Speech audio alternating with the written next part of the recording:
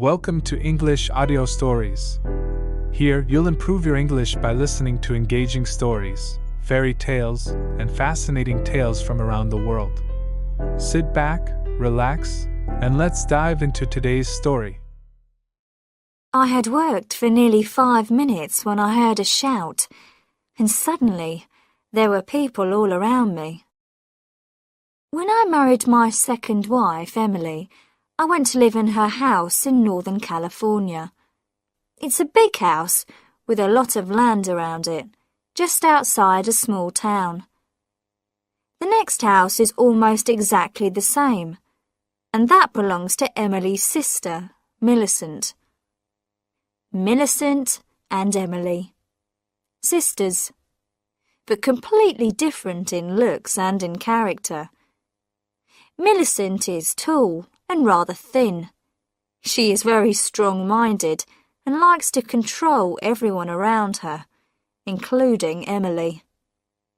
She wasn't at all pleased when I came and took Emily away from her influence. Emily is rather short and, well, fat. As she says, she weighs 11 or 12 kilos too much. She doesn't claim to be very clever, and usually she does what other people want. Not always, though. For 3 weeks now, Emily had been away, but Millicent had been watching me closely. She was with me now, drinking coffee in our sitting room. The telephone rang, and I answered it. Yes? Hello, dear. This is Emily. Emily, what is your surname?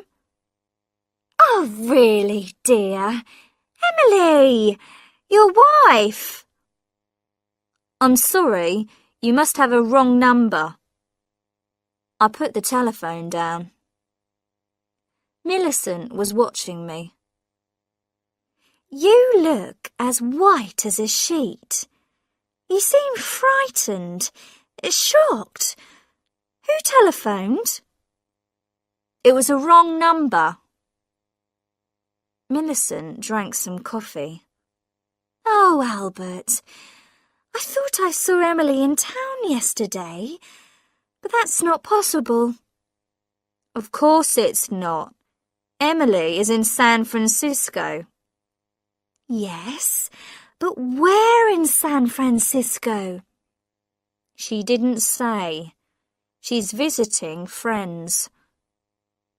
Emily doesn't have any friends in San Francisco. I know all her friends.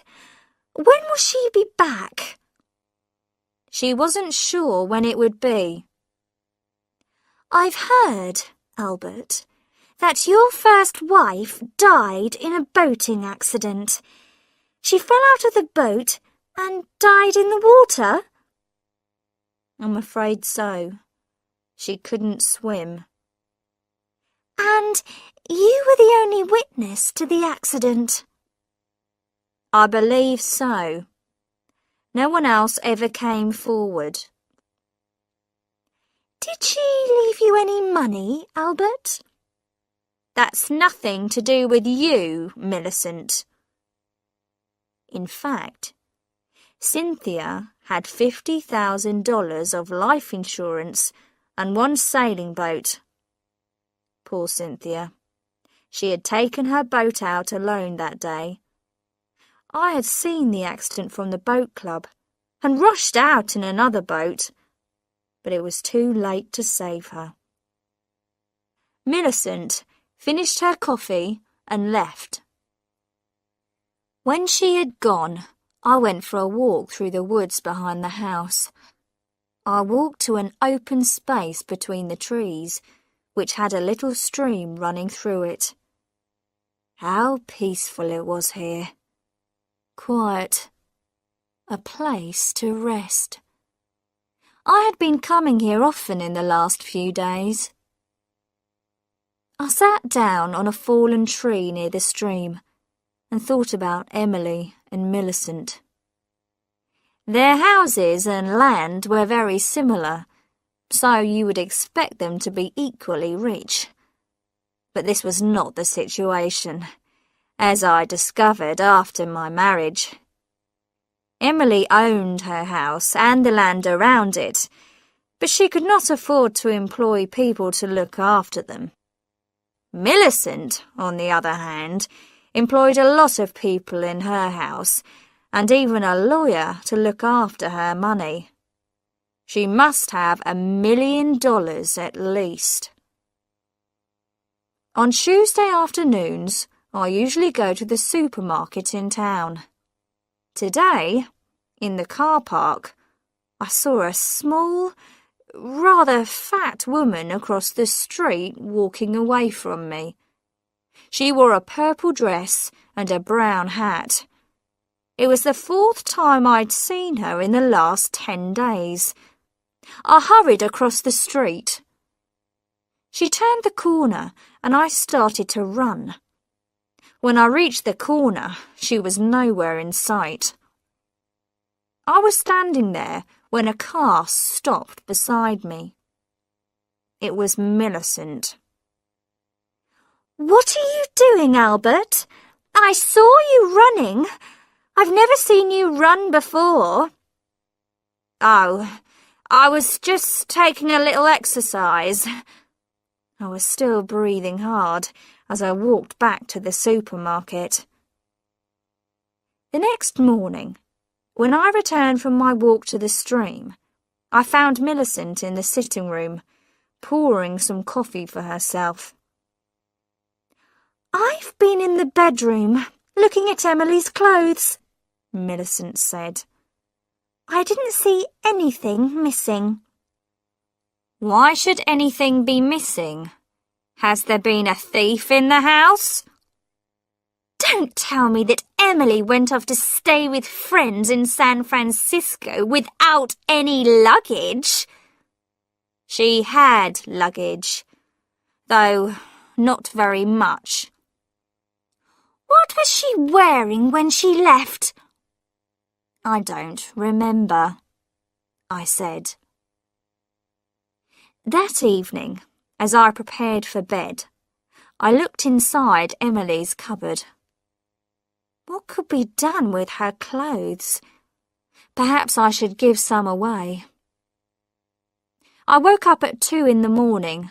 Bright moonlight was shining on my face.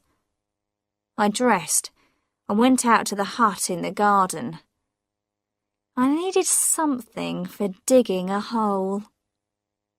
I chose a spade with a long handle, put it on my shoulder, and began walking towards the stream. I was nearly there when I stopped. I shook my head slowly and returned to the hut. I put the spade away and went to bed. The next morning, Millicent came to see me while I was having breakfast. She brought in the Morning Post, which had just come. It included one small blue envelope addressed to me. The writing seemed familiar. The postmark was our local town. I opened the envelope and pulled out a sheet of paper. "Dear Albert, I miss you so very much. I shall return home soon, Albert. Soon. Emily." I put the letter and the envelope into my pocket. "Well?" Millicent asked. "I thought I recognised Emily's writing on the envelope. Did she say when she'll be back?" "That is not Emily's writing. It's a letter from my aunt in Chicago." "I didn't know you had an aunt in Chicago." "Don't worry, Millicent. I do have an aunt in Chicago." That night, I was in bed, but awake, when the telephone beside my bed rang. "Hello, my sweet. This is Emily." You are not Emily. You are someone else. Don't be silly, Albert. Of course this is me, Emily. You can't be Emily. I know where she is, and she couldn't telephone at this time of night. You think you know where I am? No, I'm not there now. It was too uncomfortable. So I left, Albert. I got out of bed and dressed. I went downstairs to the study and made myself a drink. I drank it slowly. It was nearly 1 o'clock in the morning when I went to the garden hut again and took out the spade. This time I went all the way to the space between the trees. I stopped beside the highest tree of all. I began taking big steps, counting at the same time. 1, 2, 3, 4. I stopped at 16. Then I began digging. I had been digging for nearly 5 minutes when I heard a shout, and suddenly there were people all around me, shining lights in my face.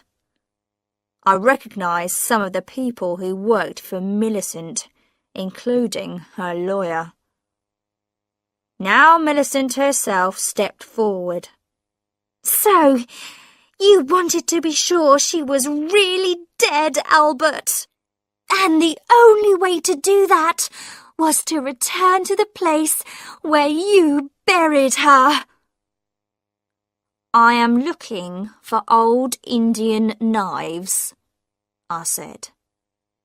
There's a belief that if you find one in the light of the moon, it will bring you good luck.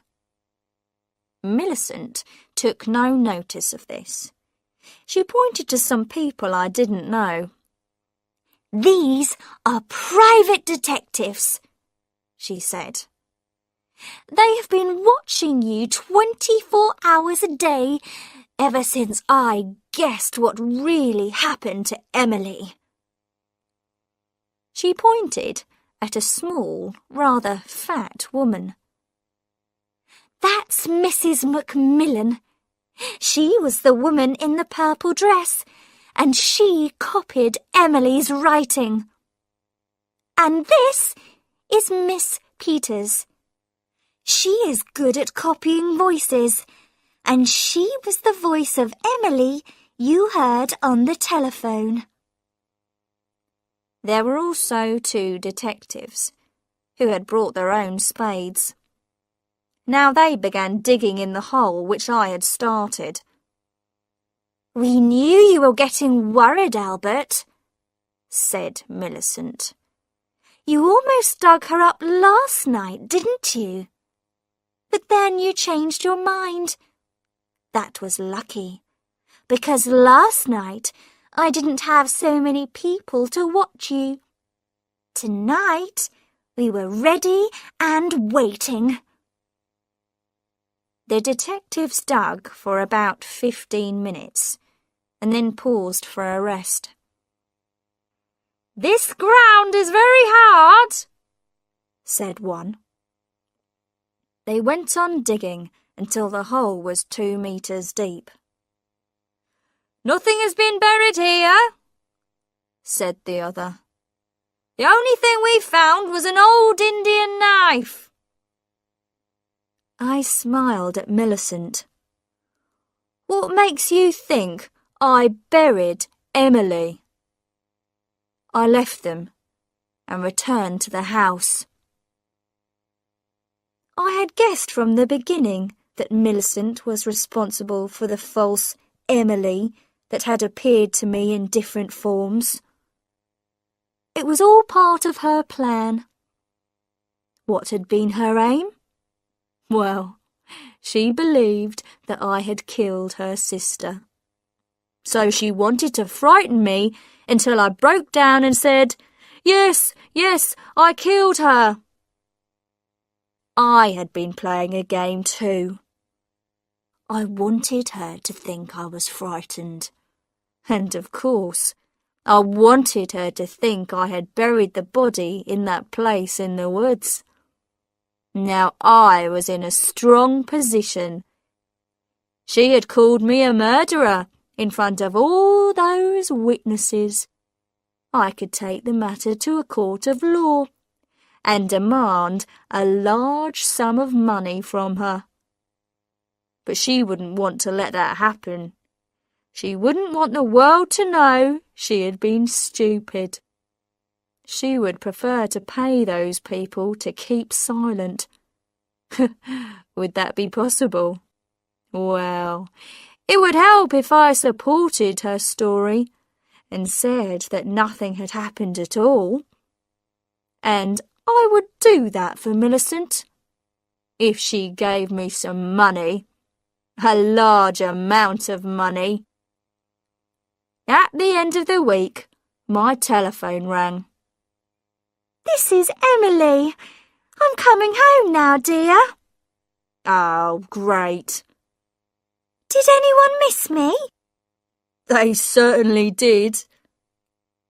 You haven't told anyone where I've been these last 4 weeks, have you, Albert? Especially not Millicent. I told her you were visiting friends in San Francisco. Oh, dear. I don't know anybody in San Francisco. Did she believe you? I don't think so.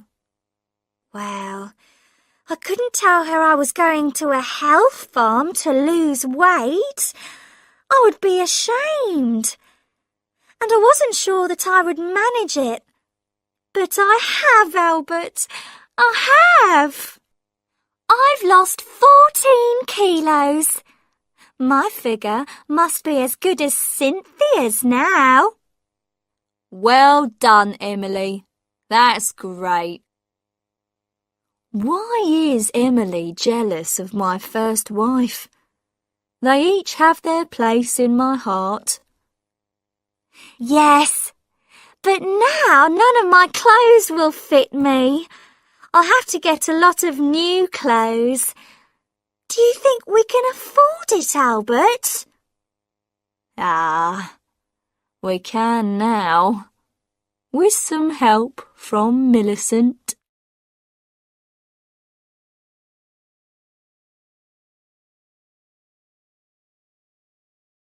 Thank you for listening. If you enjoyed this story, don't forget to like, subscribe, and hit the notification bell so you won't miss the next one. See you in the next story.